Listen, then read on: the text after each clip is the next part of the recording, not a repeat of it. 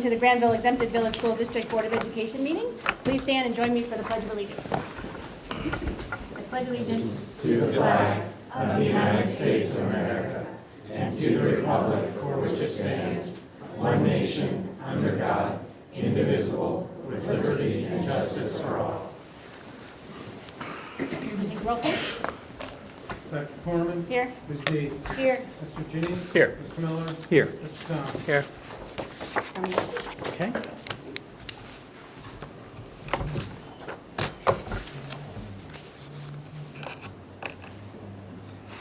Okay, we had two commendations tonight, but Mr. Stewart, who was our Leader of Learning Award winner, is down with our Youth in Government group downtown, and I keep getting pictures of our students presenting their bills, so I think it's going well. So our one shining light tonight is we are recognizing our Granville Intermediate School Counselor, Tammy Braymeyer, who is the recipient of the Ohio School Counselors Association Lifetime Achievement Award. This award honors and recognizes a school counselor who has contributed to the school counseling profession for 15 years or more. She was recognized at the All Ohio Counselors Conference earlier this month in Columbus. So Tammy, come on up.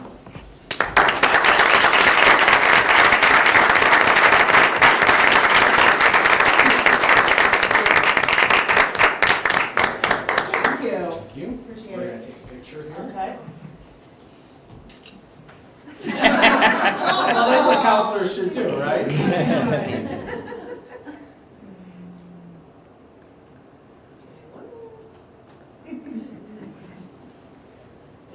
Thank you.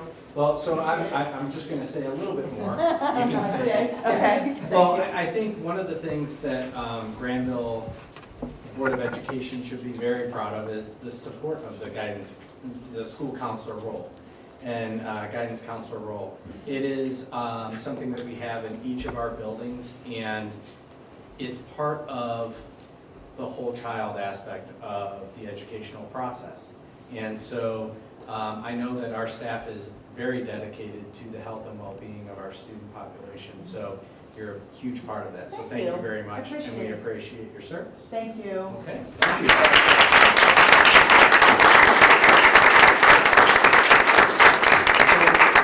So we will move Mr. Stewart to December and recognize him at that time. That concludes commendations.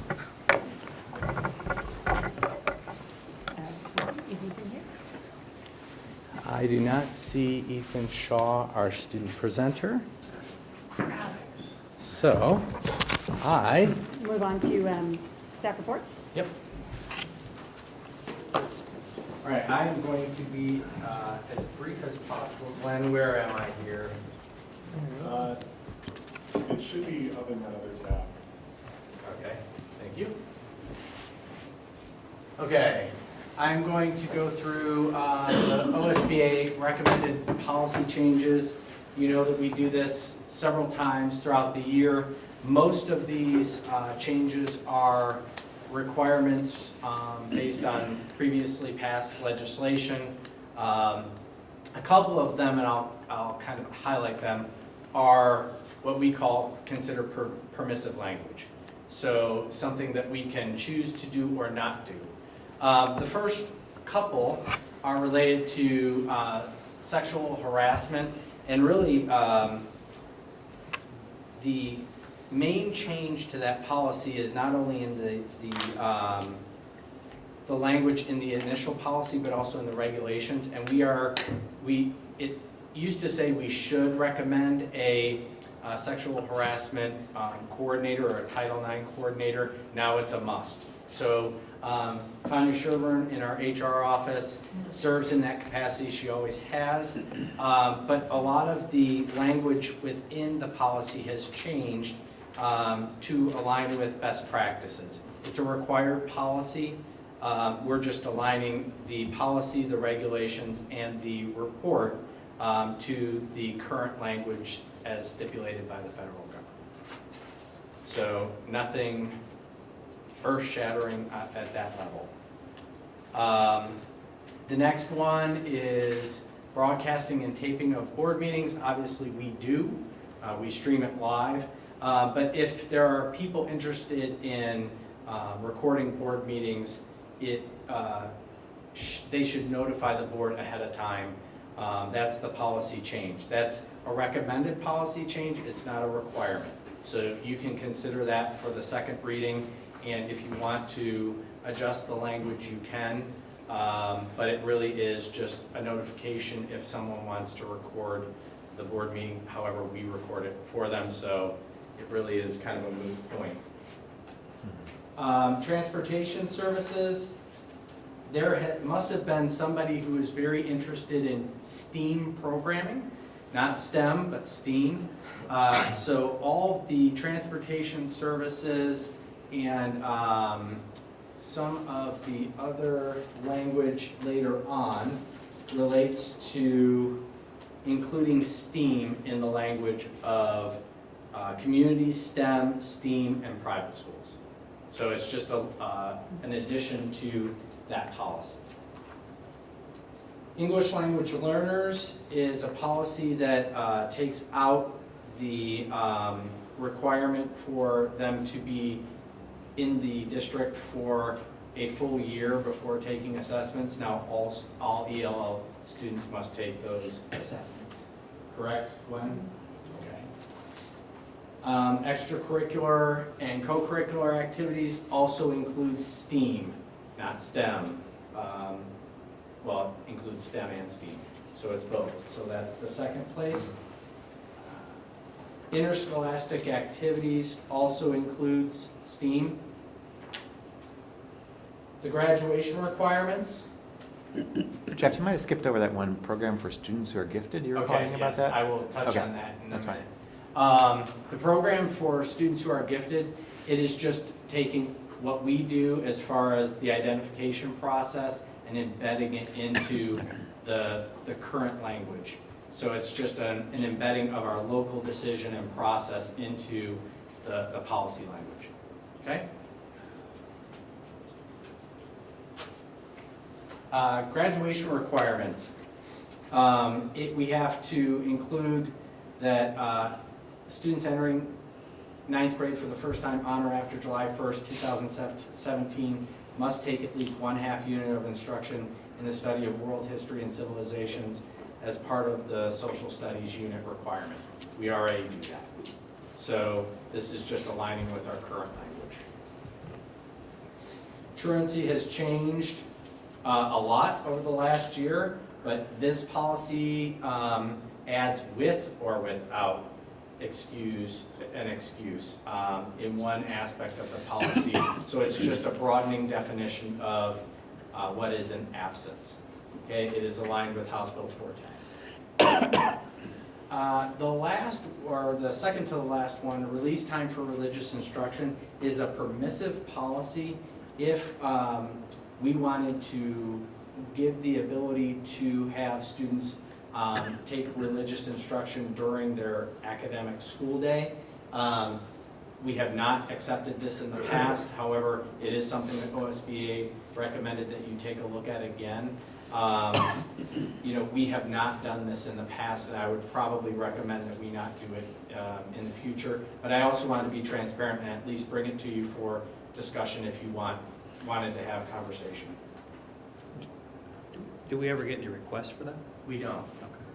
No, for the most part, people are doing religious education outside of the school day. Thank you. So when it comes up for the second read, Yeah, it won't be there. it won't be there. Correct. I won't recommend it as the second reading because those translate directly to the action items. Okay. Okay? Unless it makes them truant. And then the last part is just the actual second reference to the broadcasting and taping of board meetings. So relatively simple. Not a ton this time. The General Assembly is very busy though. So So STEAM was Oh, added good. to transportation and interscholastic athletics, which don't usually, in my mind, connect. So in what capacity are they adding them to those policies? in the interscholastic activities, remember a person attending a Oh, these program. are naming program. Yes. It's also, So- it's just naming a program. It's Correct. not like, okay, You're absolutely correct. okay. Yep. Any other questions, thoughts, concerns? Okay, I conclude my report, and I have the pleasure of introducing, and messing up their program, our two new instructors within the Global Language Program at the elementary. We have Tanya Wilson and Adriana Spencer, who are going to come up and talk about the new program this year. This is a byproduct of the innovation process that took place 3 years ago, and I think you'll be happy to hear from them. So, take it away.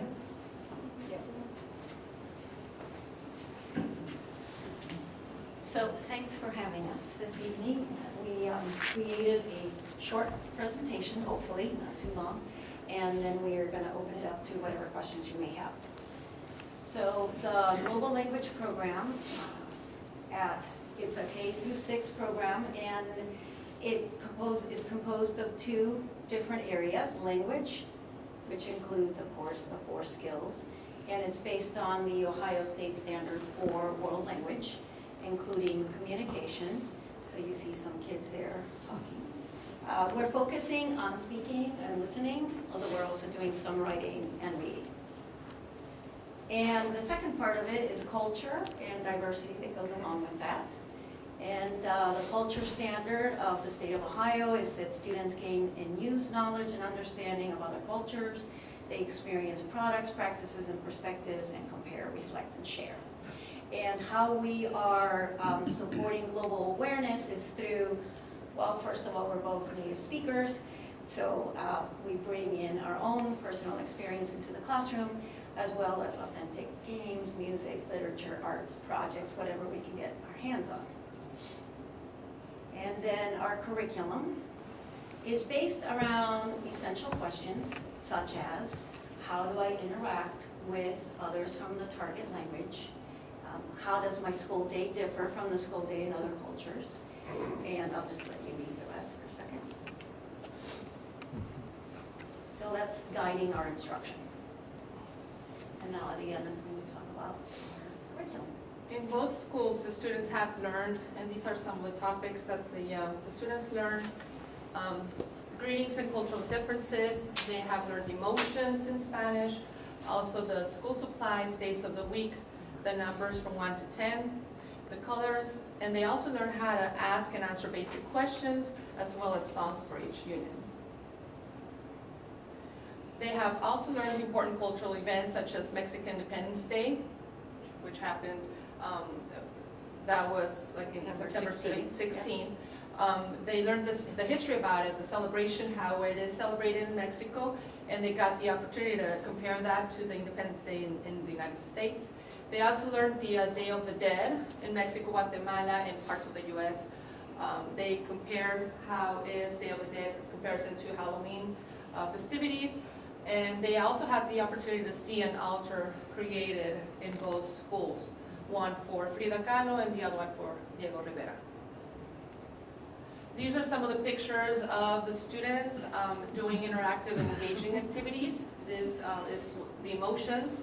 The students had the activity of writing the emotion in Spanish using a whiteboard, and they had to guess the emotion of the student that was using the ¿Cómo estás?, which is how are you poster. And these are some of the activities that we've been doing to teach vocabulary and speaking skills. So we have kids having a conversation. This is one of the games that they like to do for vocabulary with fly swatters, where they earn points for their teams. They love technology, so we're using Chromebooks in the classroom.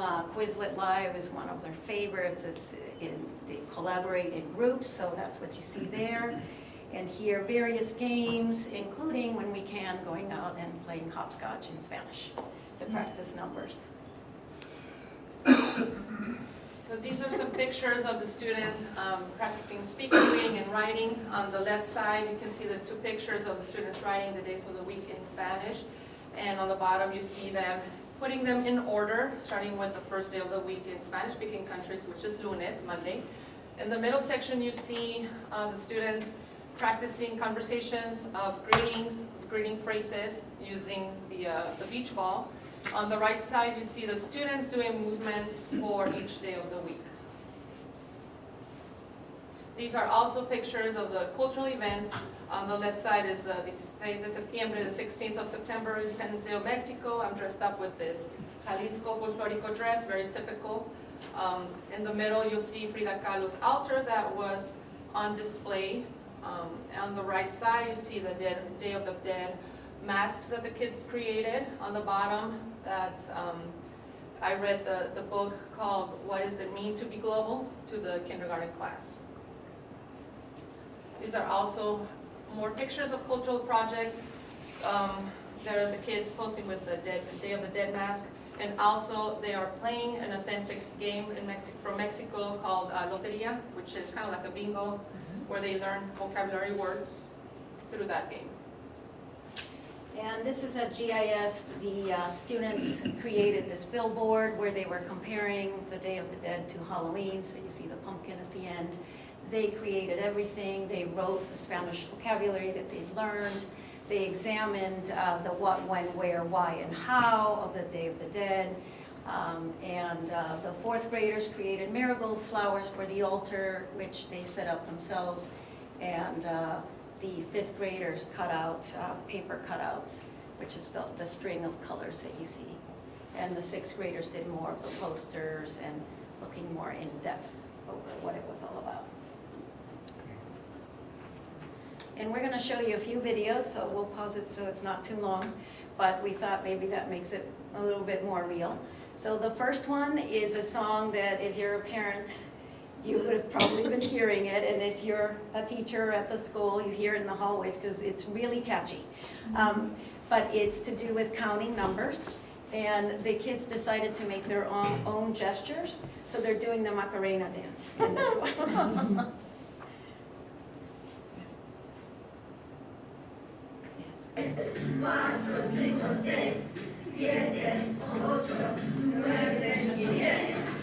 This is fifth grade. Let me hear you say it.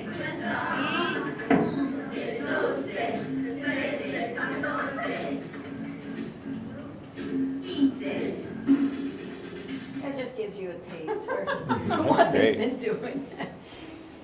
We've got a few of them. So The next one is the days of the week. The students are practicing saying them in Spanish.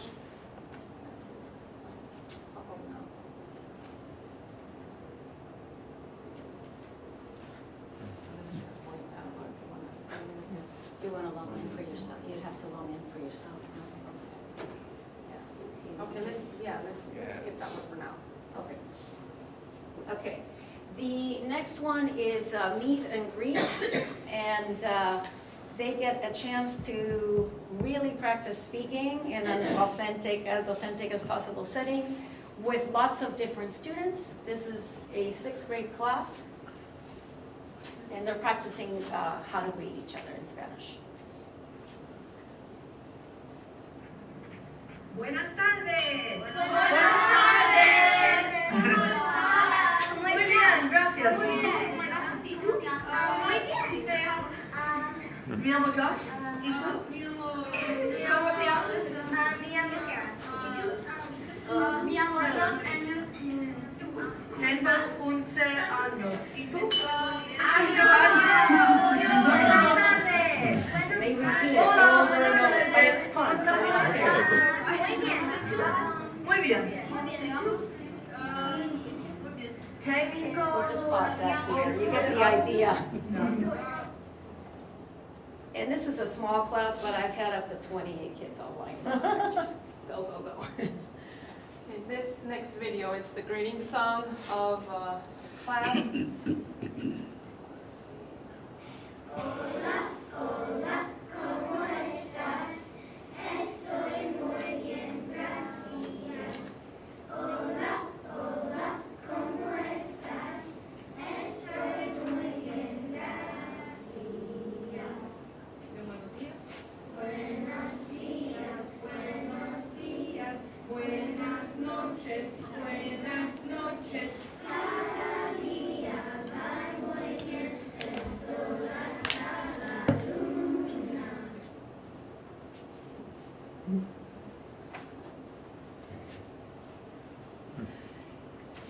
So what they will learn, these are some of the topics that we hope to cover in our ambitious mind.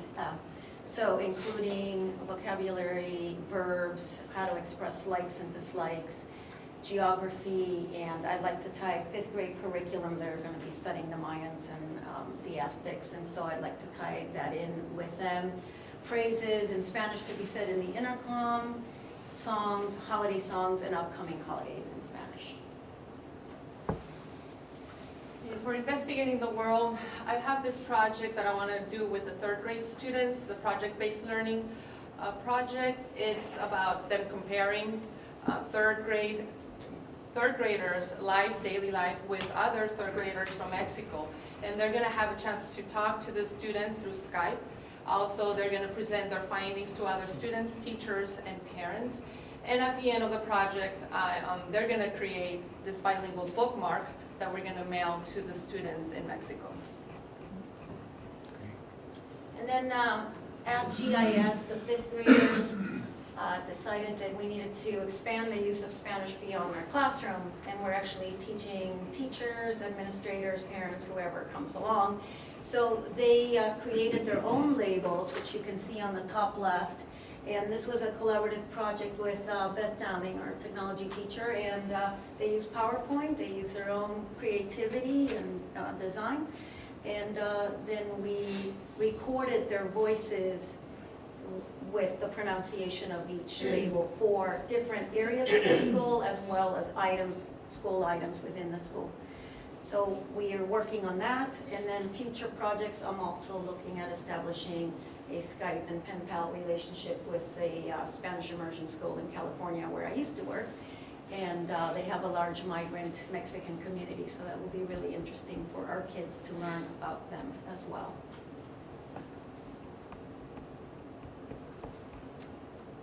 That concludes our presentation. Any questions? Fantastic. Yeah. Well, Yeah, go ahead. it's great to have you here. Thanks, both of you, for all your work with the kids. It's neat to hear the Spanish words coming home, and just great to feel this building in our community. I know when the programs were first envisioned, we talked about some different kinds of cultural diversity to introduce at the elementary school, starting with kind of our local group and then expanding out, and then at the intermediate school, some other parts of the world. Have you kind of conceived how those parts of the curriculum might fit in, or do you have other ideas for bringing in that cultural diversity element? Well, I think that what we are doing with Mexico and with California and the Spanish-speaking school is bringing cultural diversity in. It's more based on the Hispanic world, but that's sort of where our focus is for right now. This is the first year It's and great, the first yeah. few months, Yeah. so we will be talking more about how to include and expand that, but at the moment, anytime you deal with culture, you're bringing in a lot of diversity. Like we talked about greetings, and it's not just learning the greetings, but the fact that in Hispanic countries, you give 2 kisses on the cheek. So we talk about things like that, and it actually becomes kind of real to them, because some of the students have said, that's happened to me in my household because I've hosted an exchange student from Portugal. Mm-hmm. So I love to see these connections. So they are getting it, whether it's from one country or another. It's kind of a blend of, from different countries. More focus, I guess you'd say, on Hispanic countries.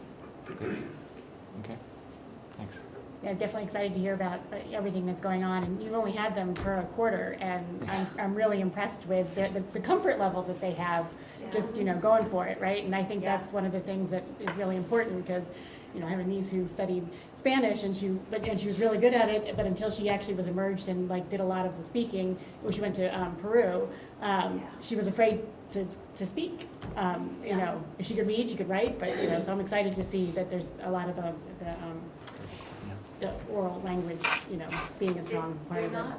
I'm finding they're not shy at all. They're very enthusiastic. They're very open and eager.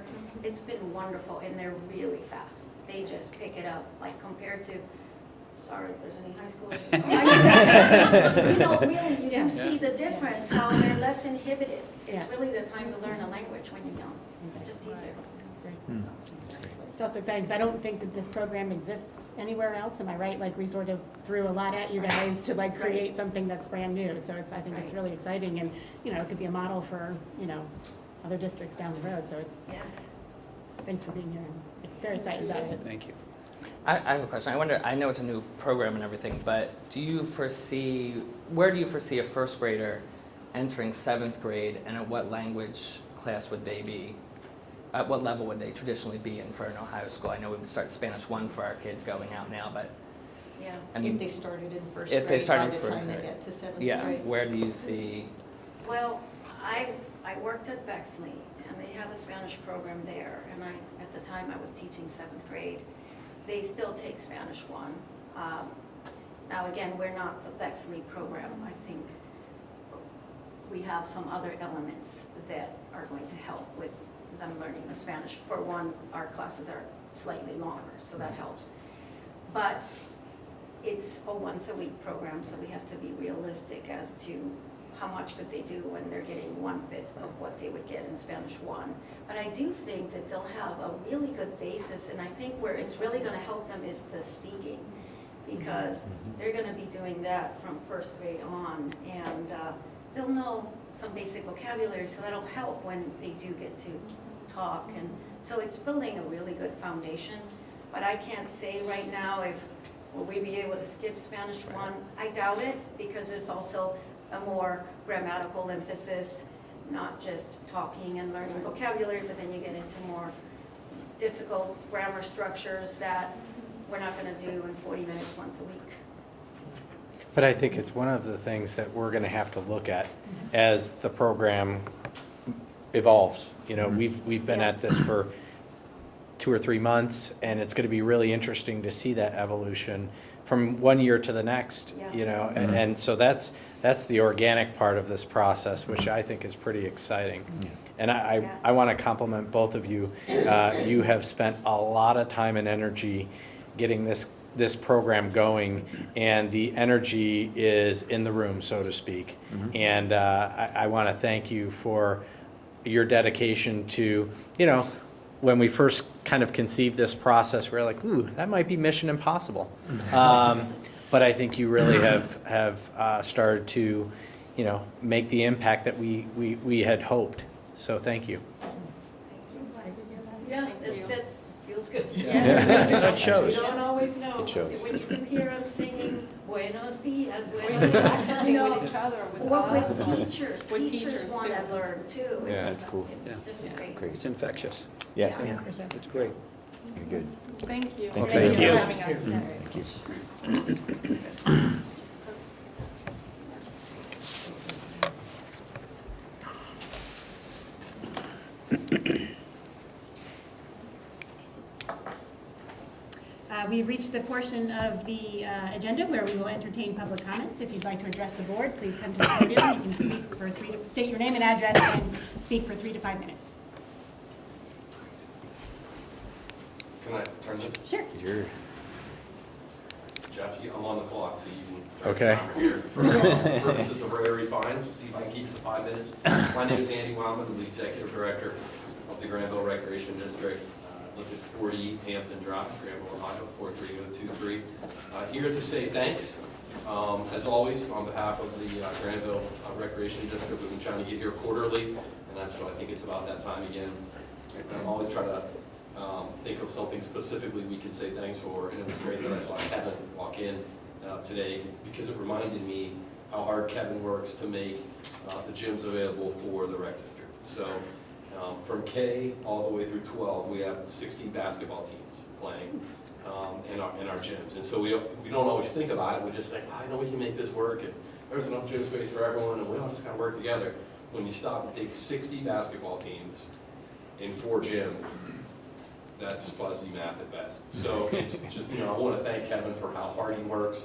Him and Mike and Lisa are always on the phone trying to make it work and solve, changes and schedule changes and travel changes and lots of different things. So Kevin, thank you for your hard work. If you haven't noticed, and you've been in any of the parks, there's some signs that you're going to see when you go in now that say dogs must be on a leash. And we ask folks, politely ask folks to clean up after their dog. We've had a problem where folks are driving in the park, opening their doors and letting their dogs run, not even getting out with them, not doing anything. And we actually had a situation where a dog jumped on someone.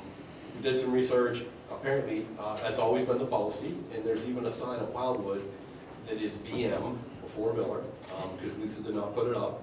And it's on the left-hand side. When you go down into the park, the side's white and it's very rusty. So that policy has obviously been in place for a long time. We've kind of been a little more laxed on it because it hasn't been a situation that we've had challenges with. We're now putting a lot more energy into making sure folks understand that we need to have dogs on leashes. For everybody, for the dogs, for everyone who's at the park. At least our two major parks have dual entrances. So if you're a dog owner on one side, your dog's on a leash, you could have a child or a family come on the other side. And so we just really need, there's never a time when you could be sure that you're the only person at the park. So if you hear anything about that, please direct people to us. We want dogs to be in our parks. We just want everyone to be on the same page and be safe.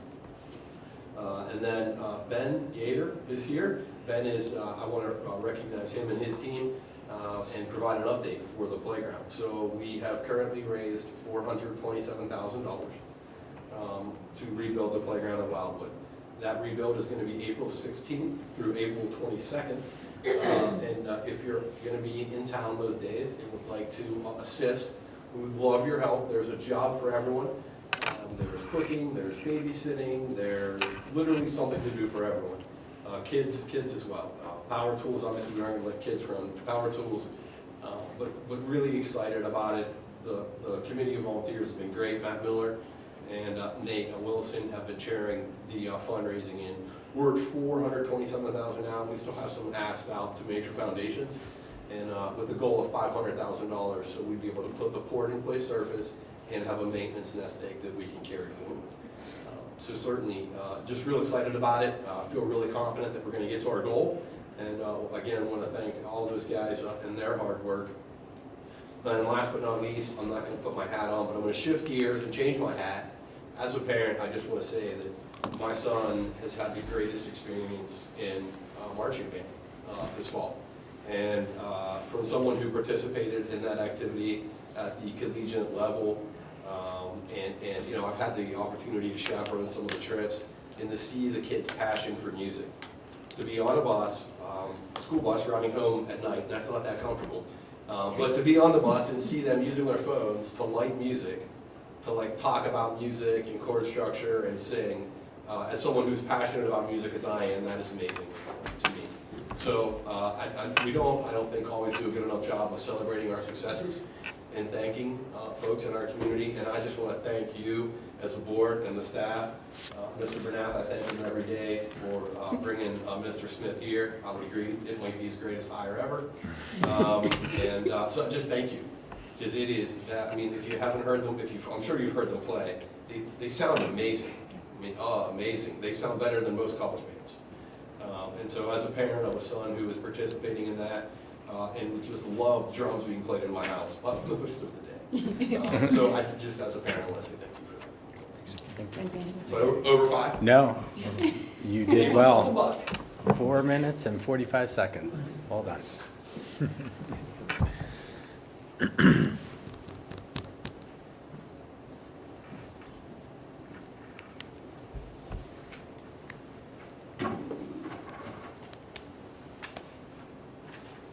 Hello, my name is Ken Fisher, 389 Deesburg. Thank you for allowing me to speak. For the last 4 weeks, I patiently tried to do everything I can to avoid being here. It hasn't worked. And I don't know the extent to which the board knows about what I'm going to address. It starts with a video of a football practice and will lead to a discussion of personnel matters. I think it's whether you want to see the video before. I understand from Mr. Brown, you all need to do executive session, that's fine. You can see the video before or after, it's up to you. If we're going to talk about a specific student and staff member, we would need to move into executive session to do that. It's a video of football practice. I think I would prefer to see it in, since I don't know what it is, I would Okay, prefer to see it in executive session. Is that okay with the rest of the board? Yep. Okay, so we will temporarily adjourn to executive session, and when we return, we will continue with the rest of the agenda. We head We could go upstairs. upstairs. Okay. Board discussion. So we are kind of at that point in our deliberations around the levy where we're starting to refine what we're going to put on the ballot. And I think through conversations, we've been building up towards talking about the earned income tax versus the property tax. And I think Mike has been sharing additional information with you as a way to help shape your thoughts. And so I think we're kind of moving all towards an earned income tax, but I think we need to talk about that a little bit more publicly, and then talk about the different levels, because we've talked about we've talked about 1.25. So Mike, do you want to add any comments to that? The only thing that I want to add is I did send something around this afternoon, and you all have copies of it in your folders as well, pulling data off the new county auditor's website. I was able to take a closer look at the information we had heard anecdotally about the impacts of the reappraisal this year on our older homeowners. And what I was able to pull down and to look at is that for homeowners who take the homestead exemption, and that would be people age 65 or over, fully disabled. If they turned 65 before January 1st, 2014, they were grandfathered in no matter what. If they turned 65 since then, they also have an income limitation, which may preclude a lot of our seniors from getting it, but we don't know that for sure. But the overall home values are going up around 13%. Well, I looked at that's overall residential and agricultural property. If you look at just owner-occupied homes, which I was able to pull off, those homeowners without homestead exemptions, the average valuation increase is 11%. For those with homestead exemptions, the average increase in taxable value of the homes is 19.5% this year. They're considerably higher than the rest of the population. On average, the 682 homeowners who take homestead exemptions will be paying an extra $225 a year in school property taxes, roughly, which is the equivalent of about a $3 million additional levy. So in essence, it's looking like they are facing a new $3 million levy as far as the impact on their pocketbooks with the reappraisal.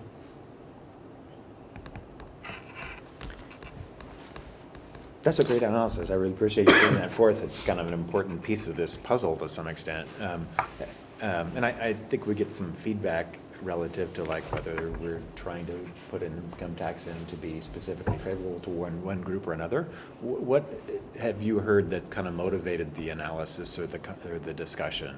Where did kind of this has come from what side? We've heard some concerns about, for lack of a better way of expressing it, generational shifting, and doing a levy that many seniors will not have to pay because they don't have earned income. And this was taking a look, but part of what we had heard was they're taking the brunt of this reappraisal. And so what I wanted to do is to see if what we've heard anecdotally, if it was supported in fact. And it does seem to be supported pretty strongly by the facts. Yeah. Good, that's a great analysis.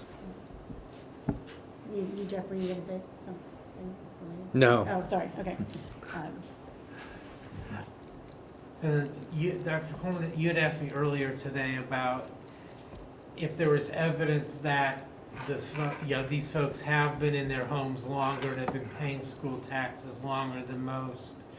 And what I was also able to do, a kind of a preliminary analysis, was looking at all of the homes. there are transfer dates that are on the data. And it looks like they go back about 20 years. The oldest one I can find was 1997, so I'm guessing that's as far back as the data goes. And of the little over 4,000 homeowners, there were only about 700 of those that have not changed hands in the last 20 years. And about 28% of those are owned by people who take the homeowners have the homestead exemption. Again, which is double the rate of everything else. So there is evidence that a higher percentage of our long-term homeowners are taxpayers who qualify for the homestead exemption. Right, so I was just trying to get at the fact that they've been paying taxes for a long time and contributing, because there is a perception that, you know, I think that with an earned income tax that a certain segment of the population would no longer be contributing to, and that they haven't paid, or they're not taking on their fair share or their fair burden. And I think that that's I don't know that that's a fair perception, but it's also then we're getting into this tit for tat kind of discussion, and I don't think that that's, you know, very. Yeah, I just think that it was a fair question. Sure. And so we wanted to look at it empirically and say, okay, is there some validity to the fact that they're bearing the brunt of the reevaluation? And the reality is they are, because they've been in their homes longer. So if we can adjust our approach and try to mitigate even a more significant increase for the people the least likely to be able to pay, I think that's a smart move on the part of the board, to look at it from that vantage point. So I think it's just information for you to consider in this whole process, because I think it's something that we want to make sure that we've looked at from every angle, you know, from this constituent to this constituent. And I think that's, you know, what we're trying to shape. And I think it kind of There should. appears to be a misperception that someone with no earned income is paying nothing for schools. That's not true. absurd. Yeah, exactly. There's That's property true. taxes We that need are to be not careful in the going away. communication, We're how all- we phrase we're- what percentage this Yeah. is. We're and already so at the forth. top of Licking County Right. from a residential Right. tax base. And- So and that doesn't that's go not- away. No. Yeah. I don't know why. And just to calibrate me, okay, if we choose an earned income tax of a 1 or 1.25%, what percentage of our overall tax revenue from local taxpayers will that be? Is it on the order of 10% of our revenue will be income tax based instead of Probably a 15? little bit higher 10 than 15? that, a little higher than 10%. It'll probably be more like 15 to 17%, Okay. somewhere in there. So that's a very different thing than like seniors don't pay any taxes, right? Right. If it's only 15% of that and the rest of it is still borne by them. That's a good way to look at it. We got to find a way to make sure that's clear in our communications about the levy in general if we choose an income tax. So the homeowners with homestead exemptions would be looking at an effective 3 mil increase. And if we were to go with the earned income tax, they would have about a 2 mil relief if we were going with 1%. If we go down the route that we're talking about going, we're looking at probably a reduction in 2019 of probably 2.25 to 2.5 mils, Okay, somewhere in that thank you. range. Basically, almost offsetting the increase that they're going to see this year, but not quite. But everybody's getting that reduction. But everyone will get that, yes. Right. Okay. But from a school funding, sort of just to move away a little bit from the discussion of, you know, Who's paying what? who's paying what, you know, the earned income tax, I mean, we've discussed about it being a more sustainable and a better way to fund the things that we want to do in the It district. has the potential for growth. And it has the potential for growth. And so I think from that perspective, or, you know, I mean, there's multiple perspectives, obviously, from which we can be discussing this. And so, but in terms of an earned income, in terms of an income tax versus a property tax, I think we all feel like we're pushing towards the income tax. And Is it that fair? does diversify our revenue base. Yeah. Right. Yeah, I think not only does it help alleviate some of the burden that you spoke of on fixed income folks, but it also helps alleviate some of the burden on the business community, which has borne a significant burden.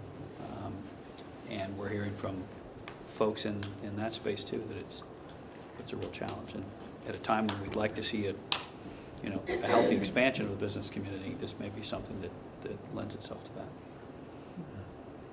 Yeah, I think, I mean, is it what percentage of Ohio school districts have an income tax approximately? Close to a third, just under a third. All right, like so like I think there's many. 190 Right. in this year that have them out of 610 districts. And what percentage of those are earned versus?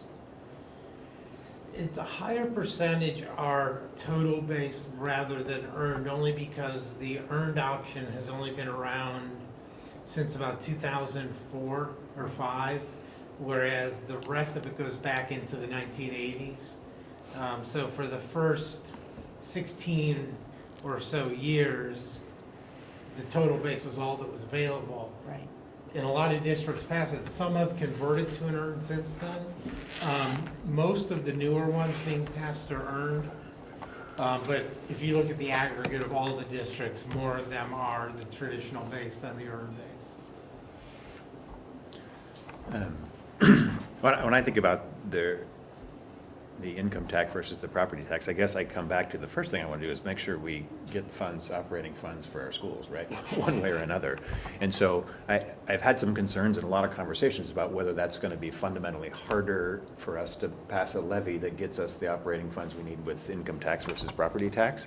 And I come back to the fact that this is going to be really a levy about the quality of our schools and the product that we have, right? And the fundamental cost of that, right? And I think as long as we stay grounded in that, which, as soon as we get this thing moving forward a little bit further, I think we've got an outstanding story, right? And we've got a fantastic story. One way or the other, it costs a lot of money, and the state's giving us no sympathy. So, this has got to happen. So I think it's a fantastic story, and I think if we stay focused on that story, that's the key thing. Right, so that's what gives me some comfort in the fact that, that the balance of an income tax is a good one for our district, right? And we'll kind of see where that goes and let that go through the voters and so forth. But I'm comfortable with the income tax fundamentally, and I think we got to focus on not the mechanism, but the product. Yes. Right, and that's where we have a fantastic story. I agree. I also think you're exactly right. I mean, the story is in what we do. It's clear that the United States Congress isn't doing us any favors either way with their proposals for tax reform, which would eliminate deductions for property taxes and state and local income taxes. And so, folks are going to be impacted either way, no matter what we do. And that will make it, perhaps harder, perhaps significantly harder, I don't know, but ultimately, it's more of the same from what we've experienced from the state, which is pushing off responsibility to local folks to fund the things that matter to them. And I think this matters to this community. And we have, so depending on what Congress decides, we can change direction if they do something that, detrimentally impacts one choice or the other. Yeah, I mean, my recommendation to the board would be to have me, for the meeting in December, draft 2 resolutions of necessity for an income tax. One that will yield a 1% rate, one that will yield a 1.25% rate. The income tax is a 2-step process, which is different than the property tax. The first step allows you to take the second step.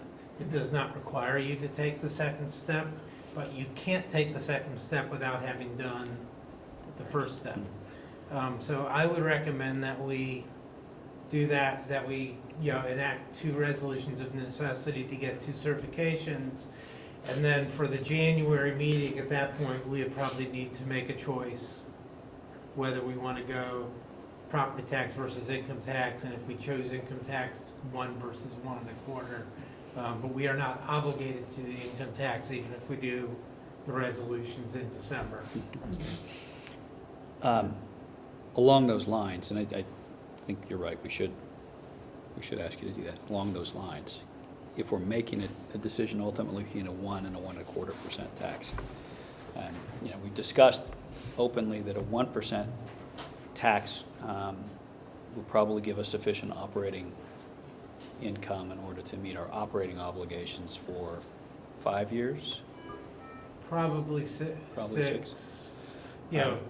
Some of it's a little, there's still so many, when you talk about 6 years from now, Yeah. there are so many things that can happen between now and 6 years from now. But yeah, we should be able to be somewhere in that range. And a 1 1/4 obviously would extend us farther out in the future, perhaps, but importantly, at least from my perspective, may also give us the ability to address some of the long-deferred capital needs that we have in this district. When you think about the fact that our newest building in the district is 16 years old, we just spent a lot of money replacing the roof on that building. We know we've got old equipment that we've tried to maintain, and we've been creative about how we do it with some of our financing. But we have a lot of needs that we should address, I think, going forward, facilities-wise, both in the classroom, the football stands. I mean, there are a lot of things that I think if we had an unlimited bucket of money, which we don't have and won't ever have, we could do a lot of things. But I think we should maybe think about what we would be able to accomplish, what perhaps more importantly, what you think the order of importance is in terms of facilities improvements that we could begin to address if we went 1 1/4 as opposed to 1%. Because it's my view that whatever we present to the district or to the community, if the community should pass it, we'll be eternally grateful, but we won't be going back a year or two later for another capital levy for improvements. I think we're going to have to live with what we have, and so I think we need to really sort of think about that as part of informing our decision about what we're asking. What I'd like to do is kind of take our facility master plan and some of the athletic facility planning that we've done and put together kind of a picture for you for December. I think obviously there are preventative maintenance things, but also maintenance items that we have lined up for almost 10 to 20 years down the road on the facility master plan. But I think if there's a glaring area of need, our athletic facilities have been relatively ignored beyond just maintenance. And they're getting to the end of their useful life in some circumstances. And with limited land, we need to look at ways to get more students playing sports on a single surface. We have 29 varsity sports, which is more than most. And that's great, but we also have to have the facilities to help them play and be safe. So something like field turf is something that I think is a priority moving forward at some point, because soccer, lacrosse, band, football all can play on a multi-use surface like turf. But we also have the athletic stadium that is also in need of repair. But I think what I would like to do is merge kind of the master plan from the facility standpoint and the athletic plan to kind of give you a picture of what might be able to be accomplished at different levels. I think that'd be helpful. That and I know we've seen it in the past, Mike, but if you could layer into that just sort of the revenue differences in the 1 and the 1 1/2, 1 1/4 over a period of time, so we know what the order of magnitude is. Please. Yeah.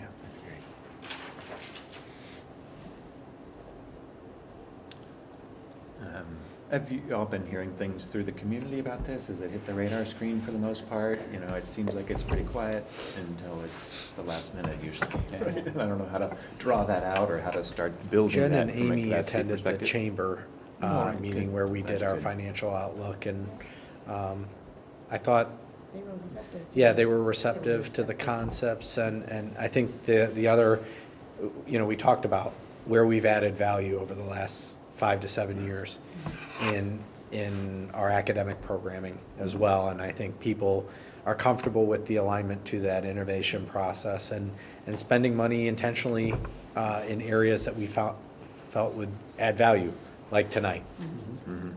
Totally, that was awesome. Yeah. We also talked about where we've saved a great deal, and, Yeah. Thanks to our teaching staff changing healthcare plans, that's gone a long way to. And, Mike refinancing our bonds, Yeah, that was huge. saved us $3.5 million. We took advantage of that window of time, and it really saves the taxpayers a lot of money. So from here, you're gonna do the analyses that you're gonna do, and you're gonna come with resolutions. For the one, December meeting, for the right, for December the meeting. December meeting, so we can at least get the process started. And that will give us Right.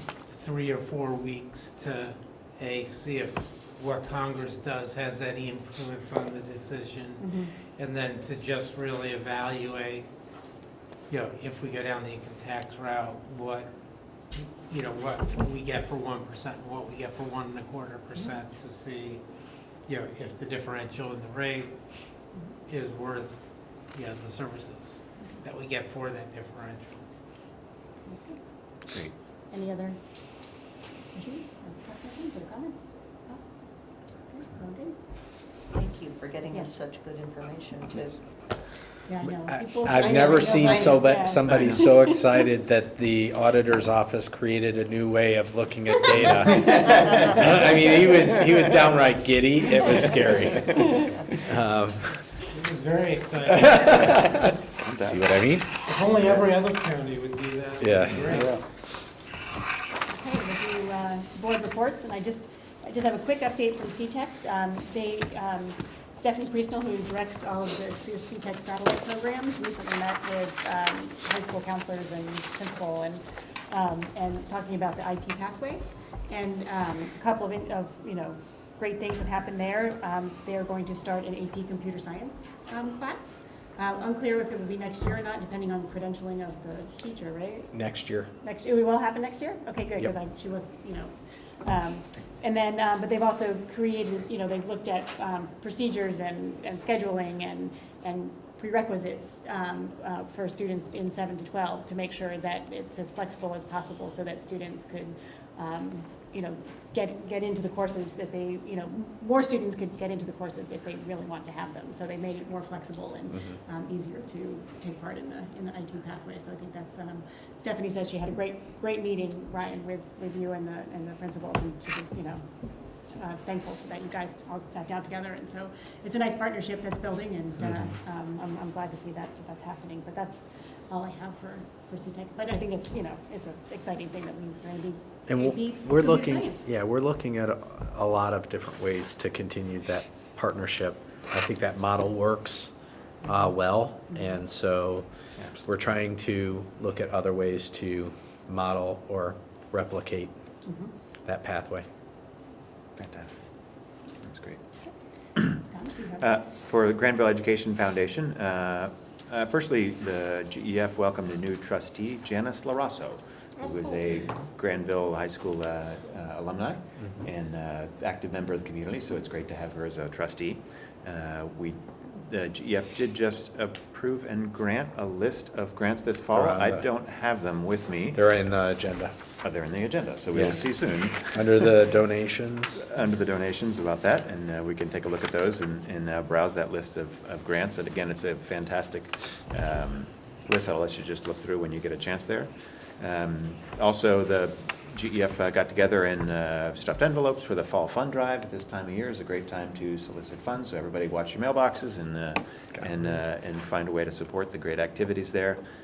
One other thing that's continuing to build steam is the alumni move, and trying to find a way to consolidate communications to alumni and continue to build beyond just the one summer event to a more active community in a way to just facilitate those communications and share the great things that are happening here in Granville with all of our alumni. So that's great to see them stepping up to that. Very good. Yes, did you want to give us an update on economic sustainability? Full stop, period. Full stop. Um, Yeah. Nothing has happened. And it is my hope that now that we're past the fall election cycle, that folks will begin to pay attention again at other representative bodies in the community. That's what we're working on. So I wish I had more encouraging news. I still believe that the fire station continues to the future of the fire station continues to dominate the time and consideration for both the township trustees and the village council. There are other things obviously on both of their plates, but we don't seem to be getting much traction at all on either one of those. So not from lack of effort. Thomas has tried. I know Jeff and Mike have tried. But I'm not seeing reason to be optimistic yet at this point, which I think is a wasted opportunity. Is there actual conversation about redoing the community plan?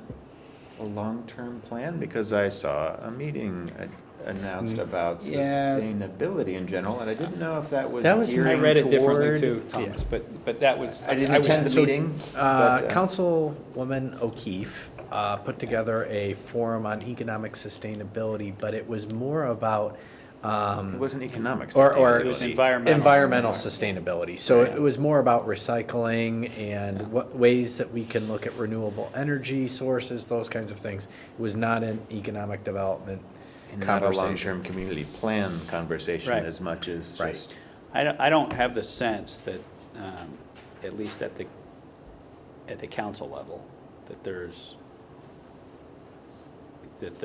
enthusiasm for reopening Yeah. the plan.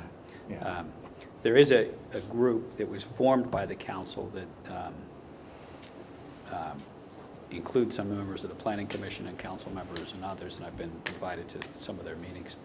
It's trying to address conceptually the problem of South Cherry Valley since the access was cut off, which also brings into it the proposal that we had heard about by a developer to put in apartment buildings over there.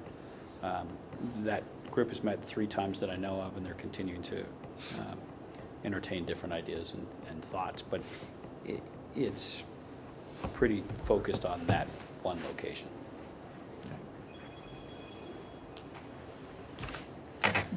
Thanks for the update. Okay. Okay. Action agenda, 11.01, board policy adoption. So this has nothing to do with the presentation that I gave tonight. These are cleanup items from the last one when we, oh, yeah. Yes. So Can I have a moved. Motion to approve, thank you. Do I have a second? Second. Andrew had it. Okay, sorry about that. Started rolling. So we talked about these actually in August, and they should have been on the September board meeting agenda, and we omitted them. So these are from the last round of adoptions. But all of them are very much in line with what we've discussed in the past as far as requirements and mandates. Any questions? No. No? All right, take the roll, please. Mr. Miller. Aye. Mr. Khan. Aye. Mr. Janice. All right. Ms. Deeds. Aye. Dr. Cornman. Aye. Okay, the next item, 11.02, is a Pepsi contract. So moved? Second. Okay, so you are probably well aware that I have been working to kind of streamline and restructure concessions to make sure that the financial controls are in place, but also how we run concessions from a procurement standpoint. And part of that was making the decision to eliminate the fountain drinks that were causing quite a few health issues, but also very difficult to maintain. So we wanted to remove that, and in the process, agree to a contract, an exclusive contract that would yield some revenue back to the concessions group. In order to do that, Pepsi or Coke, for that matter, don't make deals with boosters. They make deals with organizations like us, and then whatever we want to do with the revenue that they guarantee back to the school district for a 5-year contract, we can do with it what we want. So what we're going to do is this 5-year contract will result in about $20,000 over the 5-year term that we can then put back into the concessions group for the facility updates that need to occur. Any questions? That does not, this contract does not preclude us from using our own bottled water here at district office. All of the other vendors that we currently use, AVI has an exclusive contract with Pepsi as well, so it doesn't conflict. So we're already using their product. This just gives us a solidified relationship. Do you have an estimate what the revenue that they expect to generate on an annual basis is?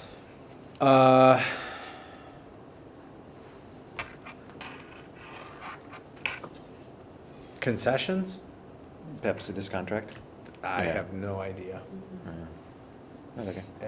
I mean, I can see that they're giving us back Right. $4,000 $4,000 so a they're year. making- They're gonna make money. Yeah. Yeah. Okay. Any other questions?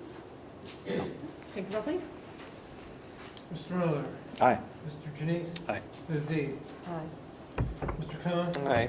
Dr. Corman. Aye. Okay, the next item, 11.03, is a professional services agreement and, for Blessed Sacrament. So moved? Second. Thank you. So, as part of the non-public monies that come through from the federal government, we are the fiscal agent for Blessed Sacrament. They have a contract that they are going to enact with Catapult to the tune of $3,800, and we have to approve it because we actually pay the bills. So it's a typical kind of agreement. that we Yep. have to do. Yep, it's a pass-through action item. Where's Blessed Sacrament? Maybe a stupid question. Blessed Sacrament What is is in that? Newark. Okay, so it's outside of. Yeah. It's Catapult. Catapult Learning, Ryan, what is it? They provide tutoring services for a lot of different schools, a lot of private schools like that. Okay, so it's a tutoring service. Which we actually don't have the ability to say yes, yay or nay to anything that they do with those funds, except if it doesn't align with the category of expenditure. So if they tried to use it on something other than Title I services or reading services. If it's in Newark, why are we? Yeah, why do we do it? For our students. Yeah. Wait, All right, so the Granville. services are for our The students? students are for Granville residents who are going to Blessed Sacrament. Oh, the service, okay. All right. Okay, good questions. Thanks. Anything else? All right, take the roll, please. Mr. Miller, Aye. Mr. Janice, Aye. Mr. Khan, I Ms. Deeds, Aye. Dr. Corman. Aye. Next item goes along with the earlier update, the gifted identification plan. So moved? second. Thank you. So every year we have to outline how we identify gifted students. It's part of our handbook. It's just a readoption of our current processes. Nothing new from them. No. Anything new that you, Just the new testing that we have to do in the K-2 level is required by the state now. We'll Yeah. do a cognitive test sometime in K-2, which we'll do in second grade. Now, the paperwork processes for parent acceptance and so forth? WEPs. The WEPs, are those the same as they've been in the past, or is there some change there? And is there a way to make that more? That was last year, that was, Yeah. process was approved. But we have to make an attempt to get a parent signature on the web. Okay. Which was done either through conferences or mailing at home. Right. and Alicia Haven is our new gifted coordinator that we use through the ESC. Sign You don't have to. You just have to attend. Yeah, exactly. That's Yeah, an important this is caveat true. there, hopefully. And if there's any way to, like, I don't know, maybe electronic communication is more effective or cost-effective in terms of doing that communication, I'm not quite sure. But Yeah. it seems like there's a lot of paperwork that's sometimes generated by this. I can only imagine district-wide and what the response rate actually was. It was actually it was decent because we did a lot of mail entry at the conferences. Yeah. So that Oh, good. Yeah, That's a good idea. captive audience, so to speak. Yeah. We've gotten more back at the high school level than I thought we'd get back. Is it a useful communication feedback mechanism at all? Is it? No, Provide any it's value? it's a checkbox that we have to do for the state of Ohio. Yes. Yeah. Correct. Yeah. Thanks. Any other comments or questions? Take the roll, please. Mr. Miller? Aye. Mr. Cohen? Aye. Ms. Deeds? Aye. Mr. Jennings? Aye. Dr. Cornman? Aye. 11.05, approval of technology coach job description. So moved. Second. Thank you. So last month, we approved Jill Mary's departure, and so we are going to be reposting for her position. We wanted to update, Glenn wanted to update the job description to include some of the more up-to-date technology that they want to utilize. There's a copy in your board packet, some of the changes. It's literally updating some of the technology that's used. I suspect you could probably update that every 6 months. And You still be out of date on some things. could. We just wanted to take the opportunity now that we're posting it to update it slightly. Any questions? All right, take the roll, please. Mr. Miller? Aye. Mr. Jennings? Aye. Mr. Cohen? Aye. Ms. Deeds? Aye. Dr. Cornman? Aye. Okay, 11.06 is the recommendation for the 2018-2019 school calendar. So moved. Second? Second. Thank you. And we will eliminate the word proposed that is misspelled at the top of the calendar. So, don't know how we missed an O, but it is very much in line with the calendar this year. We still have 4 days at the beginning of the school year for professional development. I think that's a good thing to do that. I like how we lump that together. Yeah. At the beginning of the school year. Does every district in the county get out by the end of May? Pretty close. Yeah.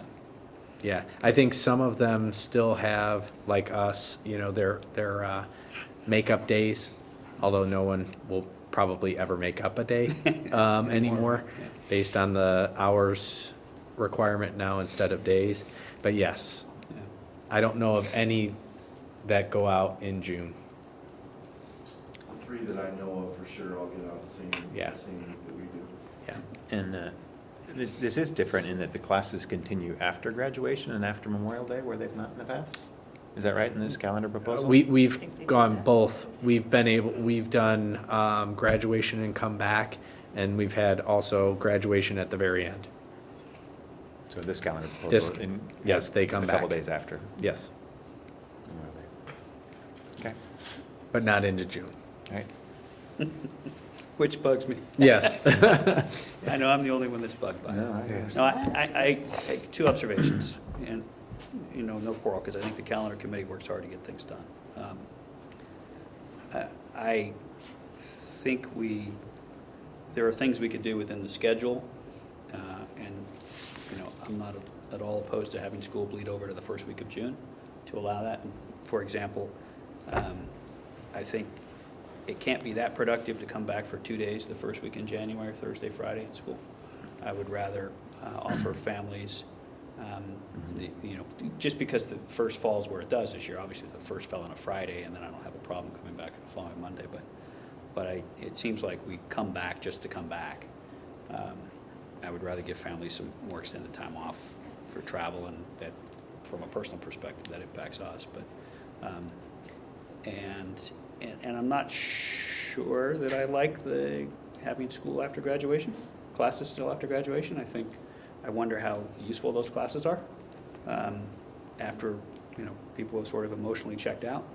And, I throw those comments out just for, consideration. But the high schoolers aren't there, or the graduates aren't there. I know. Yeah, okay. I Yeah. just think everybody checks out at graduation. Oh, okay. Yeah. When you're a sophomore and you see everybody else leaving, so. Understood. Yeah.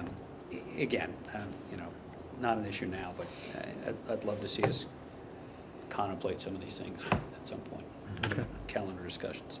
And I think we've done a good job of incorporating some extended breaks during the semesters and things like that. I think that's good to incorporate that kind of flexibility, and I as well kind of think that finding more creative ways to extend, and if that means going into June, I don't have an issue with that or whatever with graduation.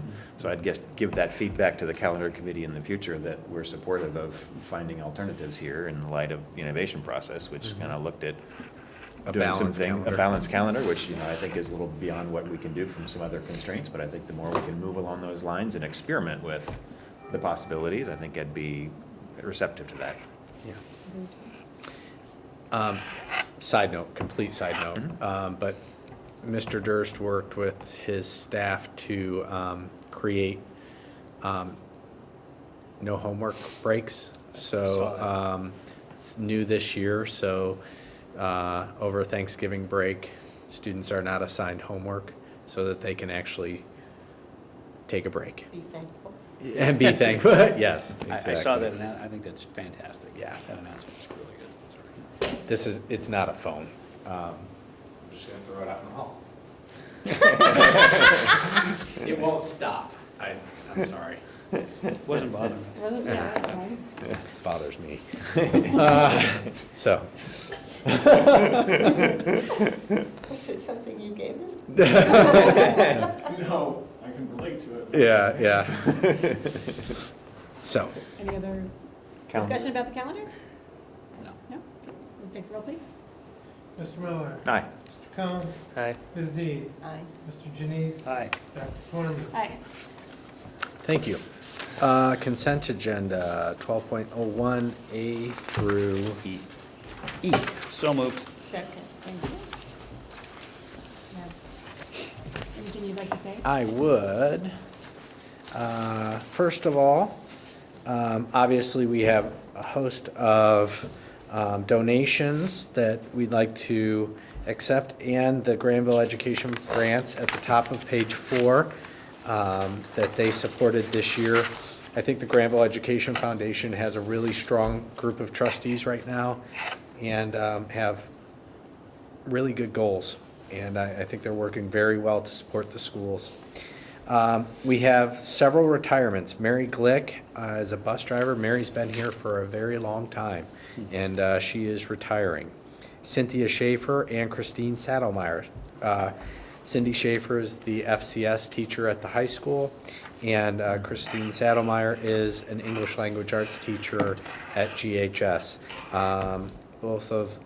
All three of them have really dedicated their time and talent to Granville schools, and we appreciate their service.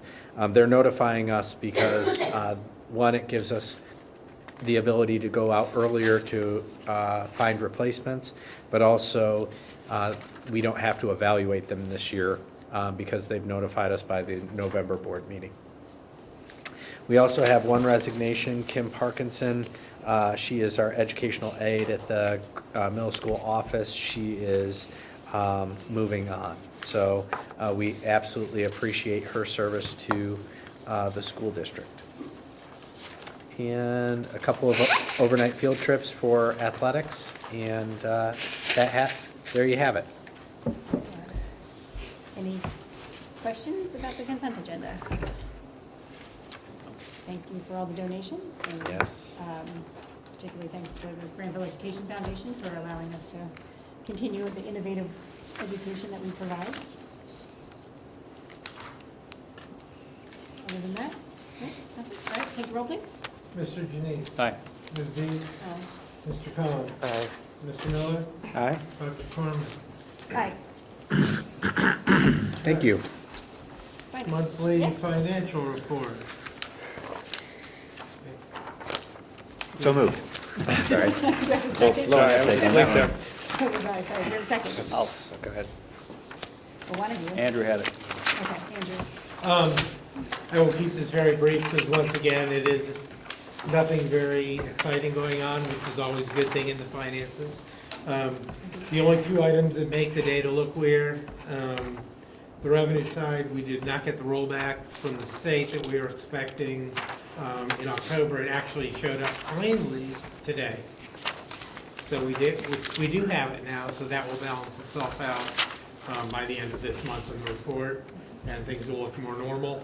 On the spending side, we are anticipating about a $54,000 return of money from SERS that we had inadvertently paid. We thought that would come in October. It did not. We are expecting that this month as well. So that should look normal once we get to the end of November. There's another item coming up that's related to that that we'll get to in a couple minutes. Other than that, revenues and expenditures are pretty much where we expect them to be at this point. Nothing is showing any signs of worry nor signs of ending up with a lot more money than we were expecting or something like that. Any questions? No. Or comments? No? All right, take a roll, please.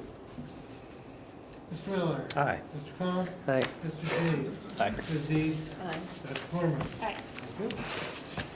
Next item is the acceptance of the gift of the new indoor practice facility next to the baseball field at the high school. So moved. Second. Thank you. I would like to make at least an initial statement.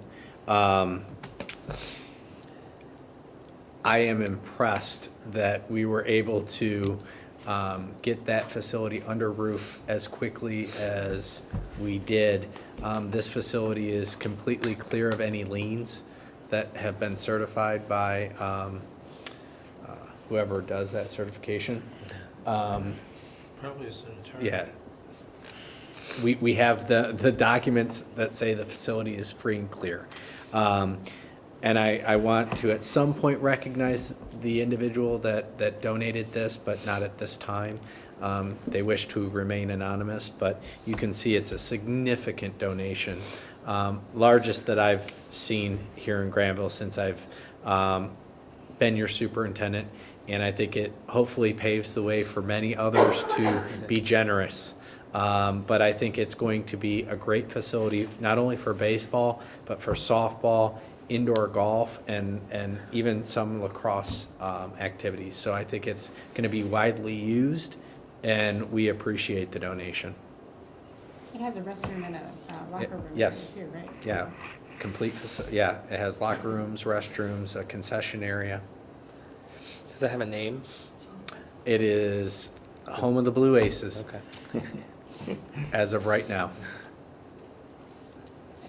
And He's working on it. Yeah. At some point, it may have a plaque and be named, but not at this point.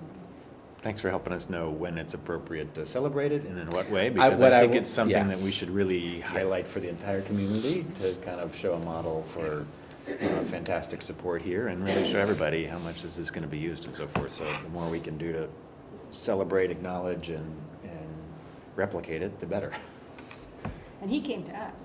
Yes. The person. Yes. Yes. Came to us. And I will. He or she came to us. Yeah, and I will handwrite a letter thanking them for their That person. donation. That person. The person for their donation.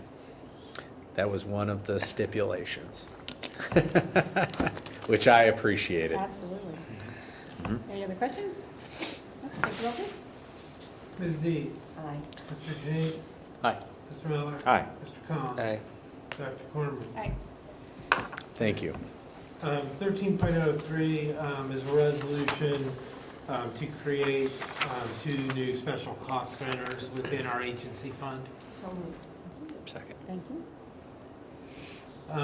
This is somewhat related to the SERS issue, but is really a bridge that we're trying to get to next July. And what we're planning to do with this is we've had a lot of issues with SERS over the last year as they've transitioned systems and keeping things right.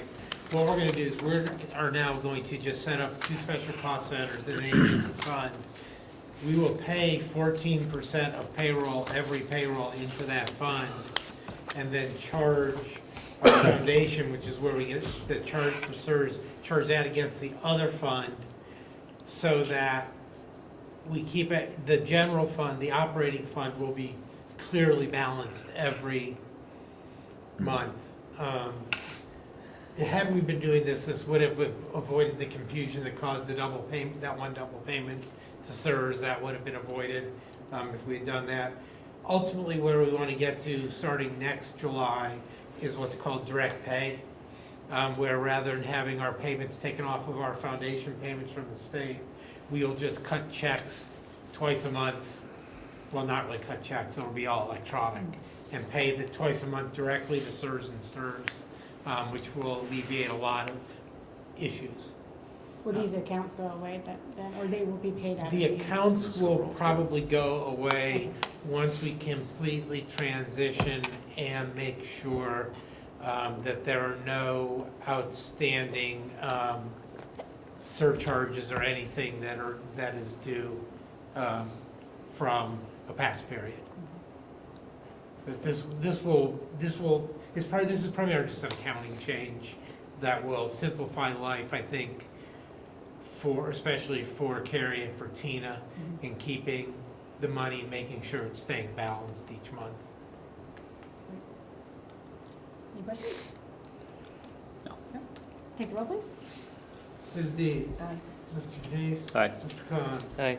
Mr. Miller. Aye. Dr. Corman. Aye. Please, good job. Can I have a second? You're a little Second. slow there, Angie. I was waiting for her to. Who seconded? I did. Thomas, okay. Ms. Dees. Aye. Mr. Miller. Aye. Mr. Khan. Aye. Mr. Denise. Aye. Dr. Corman. Aye. Thank you. Thank Thanks. you. Happy Thanksgiving. Happy Thanksgiving. Thank you. Happy Thanksgiving to everybody. It's hard to believe we're at Thanksgiving Oh. already, you know? Yeah. While you were in executive session, Yeah. half-hour long conversation with Ben